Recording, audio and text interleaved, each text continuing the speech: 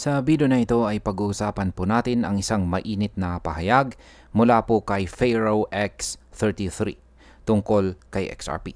Ayon sa kanya, hindi raw papayagan sa XRP na gumalaw ng agresibo hanggat hindi natutupad ang ilang kondisyon na kontrolado ng malalaking players sa market. Sa madaling salita, may mga persang nagtatakda kung kailan lang talaga sisiklab si XRP.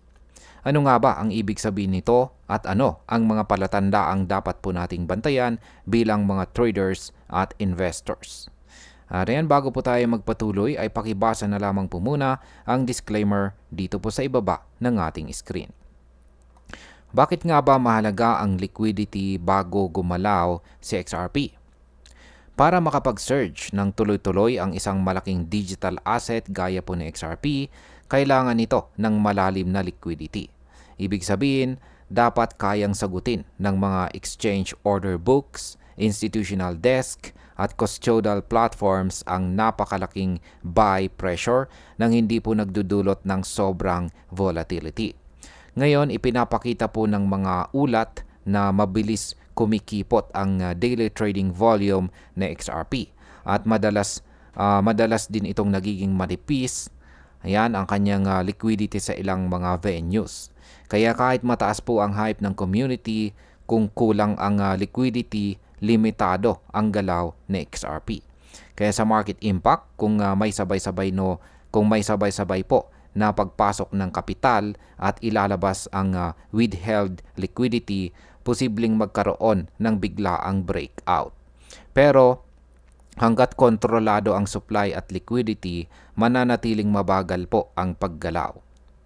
Ngayon ay ano naman po ang papel ng regulation sa presyo ni XRP? Matagal na pong nakatali si XRP sa kaso ng Ripple laban sa SEC. At bagamat tapos na ang kaso, dala pa rin nito ang epekto sa institutional confidence.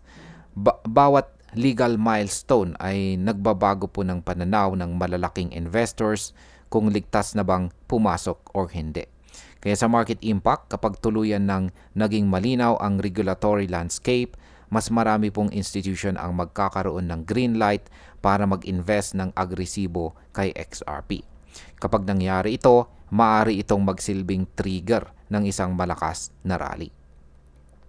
Paano naman po nakakaapekto ang custody concentration? Malaking bahagi po ng supply ni XRP ay hawak ng iilang exchange at saka custodial wallets. Dahil dito, sila ang may hawak ng malaking impluensya sa market liquidity. Kapag pinili po nilang huwag palabasin ang tokens or ilabas ito sa tamang timing, sila ang nagdidikta kung kailan lang gagalaw ng malaki si XRP. Ang possible market impact po dito ay ang centralization ng supply ay nagpapalakas ng argumento na kailangan muna ng coordinated reset bago magkaroon ng agresibong rally. Ano ba ang ibig sabihin ng reset? Ayan. Ang reset ay maaari pong mangahulugan ng iba't ibang bagay. Maaring ito ang release ng reserve liquidity mula sa mga exchange, accumulation ng institutions gamit ang OTC channels, o kaya ay deliberate market making strategy para palalimin ang liquidity. Sa market impact, kapag nangyari po ang reset na ito, maaring magbago ang takbo ng price discovery ng XRP. At base po sa nakaraan, kapag nangyari ang ganitong galaw, madalas ay mabilis at malaki ang pagtaas ng presyo. Ano naman po ang posibleng papel ng RLUSD stablecoin? Nitong December 2024, inilaunch po ni Ripple ang RLUSD. Isa itong native stablecoin na nakadikit po sa ecosystem ni Ripple. Maari itong magsilbing liquidity vehicle para sa cross-border corridors at institutional flows. Sa market impact, kung mas maraming gagamit ng RLUSD, mas lalaki po ang on-ledger liquidity. Ito ang maaaring maging pundasyon ng isang agresibong rally ni XRP. Ano naman ang dapat nating bantayan bilang mga traders at investors dito? Ayan, ang pananaw po ni Pharaoh X33 ay malinaw. Hindi gagalaw ng malaki sa XRP hanggat hindi po nagsasama-sama ang tatlong mga bagay. Yan po ang liquidity, regulation at saka institutional alignment. Kaya mahalaga pong bantayan natin ang exchange reserves, on-chain transfers, stablecoin activity at saka regulatory updates. Kaya sa market impact, kapag nagtagpo po ang lahat ng ito, malaking posibilidad na magkaroon po ng coordinated at saka malakas na galaw si XRP. Yan bilang panghuli. Para po sa akin, ang sinabi ni Pharaoh X33 ay may bigat.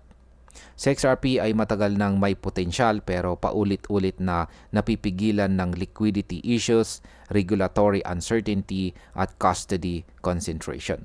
Ang partnership po ni Ripple sa RLUSD ay nagbibigay ng dagdag na pag-asa dahil makakatulong ito sa liquidity. Kaya masasabi ko po na nasa kamay ng malalaking institution at liquidity providers ang susunod na malakas na rally na XRP. Ang tanong na lang ay kailan po nila pipindutin ang switch para magsimula ang agresibong galaw. At hanggang dito na lamang po tayo sa video na ito mga ka-crypto. Marami pong salamat sa panunood. Ingat po tayo lagi at God bless po sa ating lahat.